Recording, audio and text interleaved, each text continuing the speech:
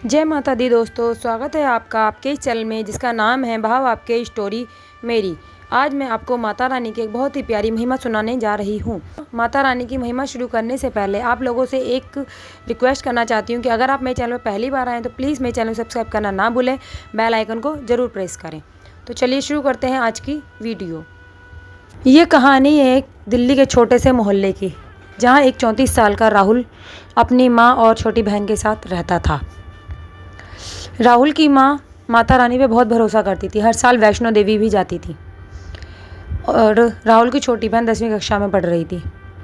इस बार भी राहुल की माँ का प्लान था कि हम वैष्णो देवी दर्शन करने में ज़रूर जाऊंगी। तो माँ ने राहुल से बोला कि बेटा अब की बार तुम भी चलो मेरे साथ। राहुल ने कहा माँ मैं काम छोड़ के कैसे जाऊँ। माँ ने कहा कोई नहीं, काम माता रानी संभालेगी। राहुल की छोटी सी किराने की दुकान थी, उसी से वह अपने घर का गुजर बसर करता था। राहुल का मन नहीं था, लेकिन वो अपनी माँ का मन रखने के लिए उसने हाँ कर दी। माँ, राहुल और उसकी छोटी बहन तीनों वैष्णो देवी के लिए तैयार हो गए। 2 दिन बाद उनकी बस थी। मोहल्ले के और भी लोग मिलजुल के एक साथ बस करके वैष्णो देवी के दर्शन के लिए जा रहे थे। रात को 10 बजे करीब बस दिल्ली से बस चली। सभी भजन गा रहे थे, माँ का अच्छे अच्छे भजन सुना रहे थे एक दूसरे को। माता रानी के जयकारे चल रहे थे, बोले सांचे दरबार की जय, माता रानी की जय। इस तरह के जयकारे चल रहे थे बस में। अगले दिन सुबह की करीब बस पहुंची कटरा, जहां माता रानी के बहुत ही सर्कीले इलाके हैं। एक तरफ खाई, एक तरफ पहाड़। उस रास्ते पे बस चल रही थी। जो बस का ड्राइवर था बहुत ही अनुभवी ड्राइवर था। तो जब बस चल रही थी सब लोग भजन गा रहे थे खुशी खुशी। पता नहीं कहाँ से एकदम तूफान सा आ गया, बहुत तेज़ हवा चलने लगी, आंधी उड़ने लगी। ड्राइवर को कुछ दिख नहीं रहा था शीशे में से, इतनी तेज़ आंधी चल रही थी। और वो रास्ता ऐसा था कि एक तरफ खाई थी, एक तरफ पहाड़। बहुत अनुभवी ड्राइवर था, लेकिन पता नहीं कैसे उसे धूल में कुछ दिखाई नहीं। जब आंधी चली धूल मिट्टी उड़ी और बस खाई की तरफ चल दी। जैसे ही बस खाई में आधी हुई तो बस हिलने लगी। तो सबको पता चला कि बस खाई में गिर रही है। सब चिल्लाने लगे ज़ोर ज़ोर से, बहुत ज़ोर से सब चिल्लाने लगे।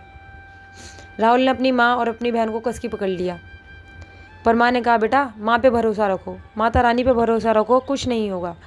उसकी माँ हाथ जोड़कर माता रानी का गुणगान करने लगी। हे माँ, हम आपके दर्शन करने आए हैं, हमारी रक्षा करो माँ, हम पे कृपा करो माँ, हम आपके बच्चे हैं, हम पे कृपा करो माँ। अगर आज हमें कुछ हो जाता है तो मैया हमें तो जो होगा सो होगा, आपका नाम बदनाम हो जाएगा। आज के बाद कोई भी आपके दर्शन करने नहीं आएगा माता रानी। तो देखा कि उस आंधी में से एक रोशनी सी निकल के आई, बहुत तेज रोशनी थी। और बस बिल्कुल ठीक हो गई, वहीं की वहीं हिल रही थी, हिली नहीं, बिल्कुल ठीक वहीं की वहीं टिक गई। सब लोग थोड़ा शांत हुए। राहुल की माँ को देखकर सब लोग माता रानी का गुणगान करने लगे। देखते ही देखते आंधी और तेज हो गई। जैसे ही आंधी तेज हुई सारे लोग डर गए, घबराने लगे। तो उस रोशनी में से थोड़ी थोड़ी छवि दिख रही थी। सबने देखा कि माता रानी की छवि दिख रही है। सब हाथ जोड़ के माता रानी का जयकारा लगाने लगे, जय माता की, जय माता की। और जो ड्राइवर था उसने भी हिम्मत करके बस का हैंडल छोड़ा और हाथ जोड़े माता रानी के। हाथ जोड़ के माता रानी का जयकारा बोलने लगा। 5 मिनट बाद सब हाथ जोड़ के माता रानी का गुणगान कर रहे थे। तभी 5 मिनट बाद देखा कि आंधी एकदम बंद हो गई। और जैसे ही सबने आंखें खोली बस बीच रोड पे थी। जैसे ही बस बीच रोड पे देखी सब माता रानी का जोर जोर से जयकारा लगाने लगे। राहुल इस चीज़ को देख के बड़ा हैरान था। फिर सब लोग अच्छे से मंदिर पहुँचे। जैसे ही माता रानी के मंदिर में पहुँचे तो राहुल की छोटी बहन की तबीयत अचानक से ख़राब हो गई, बहुत ज़्यादा ख़राब हो गई। आसपास में कोई डॉक्टर नहीं था। पता नहीं उसको एकदम से क्यों पेट में बहुत तेज़ दर्द होने लगा, बहुत तड़पने लगी वो। राहुल परेशान हो गया, माँ भी परेशान हो गई, इधर उधर ढूंढ रहे हैं, कोई डॉक्टर नहीं है। तभी एक साध्वी सामने से आई। उसने पूछा क्या हुआ बेटा, आप इतने परेशान क्यों हो।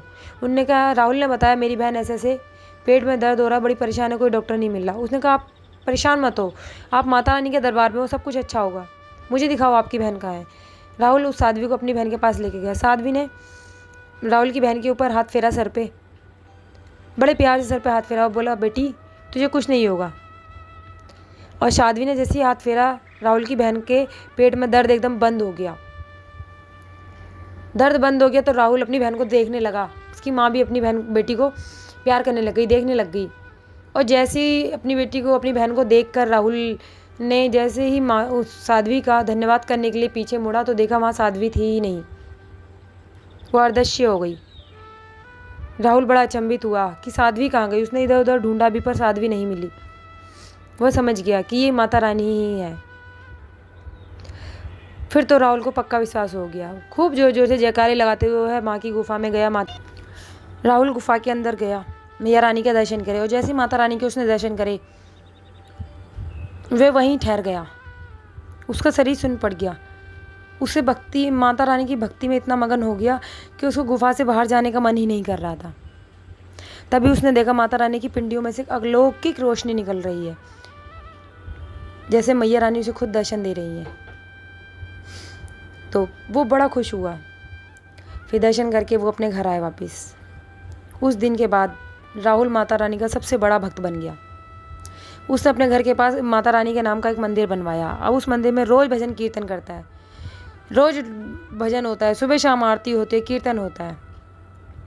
तो देखा भक्तों आपने, ऐसी है मेरी माता रानी की भक्ति।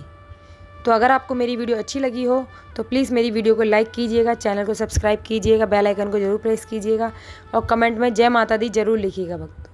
क्योंकि एक बार अगर हम जय माता दी लिखते हैं तो माँ हमारे सैकड़ों काम बनाती है, हज़ारों काम बनाती है। वो माँ है और माँ अपने बच्चों को कभी दुखी नहीं देख सकती। तो मिलते हैं अगली वीडियो में अगली कहानी के साथ। तब तक के लिए जय माता दी।